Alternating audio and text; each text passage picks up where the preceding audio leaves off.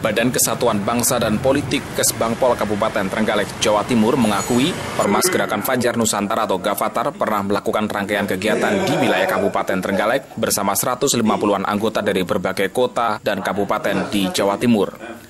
Ormas yang kini menuai kontroversi ini menggelar aksi pada bulan Maret 2015 lalu dengan bakti sosial berupa pembersihan selokan di wilayah Desa Karangsoko, Kecamatan Trenggalek. Aksi ini juga sempat menggandeng sejumlah instansi pemerintah kabupaten maupun desa. Hal ini tergambar dalam rekaman video yang kami dapatkan dari akun resmi YouTube Gavatar Jawa Timur. Kepala Bakesbangpol Trenggalek Widarsono memastikan dari pantauan yang dilakukan selama ini, pihaknya tidak menemukan adanya agenda lain yang melibatkan massa Gavatar dalam jumlah besar. Bulan Maret 2015 itu mereka mengadakan di Trenggalek ini kegiatan bakti sosial yang diikuti ya sekitar 150 orang yang terdiri dari Gavatar-Gavatar gabungan Jawa Timur. Ya. Kalau di sini untuk kegiatan yang kami ketahui hanya sebatas itu, sekali itu saja.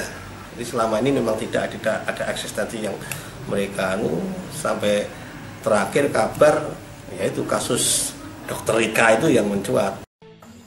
Sementara itu terkait kisruh Gavatar di Kalimantan, Bakesbangpol Trenggalek memastikan terdapat 7 warga Trenggalek yang bergabung di dalamnya.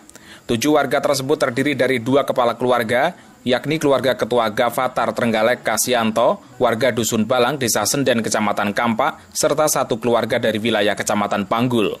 Pemerintah daerah rencananya akan melakukan pendampingan terhadap mantan anggota Gavatar hingga ke rumah masing-masing. Pihaknya juga memastikan warga di sekitar lingkungan bisa menerima kembali mantan Gavatar seperti sedia kala. Ini channel mengabarkan.